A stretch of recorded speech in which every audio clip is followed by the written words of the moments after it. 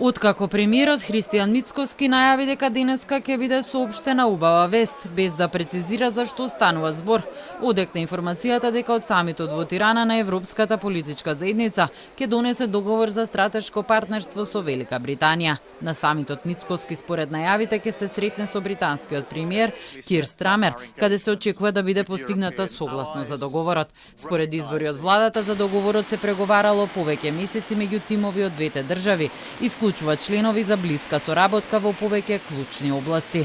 Ова представува стратешки договор кој ја позиционира државата во редот на интересите и делувањето на едно од највлијателните политички и економски сили во светот, како што е Обединетото кралство. Овој договор представува ново поглавје во односите меѓу двете држави и представува клучна основа за подоцнежна економска и политичка соработка.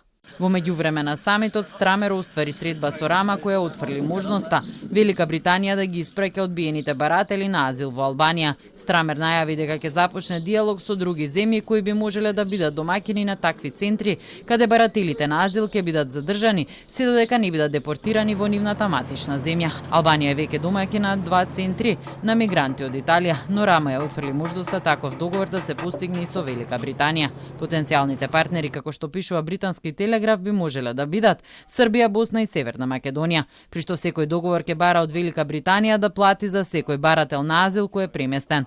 Тајмс објави дека британската влада е во разговори со 9 други земји, за кои се надеваат дека ќе бидат домаќини на овие центри. Дали ваквите центри ќе бидат предмет на разговор на средбата на Мицкоски и Страмер не е познато.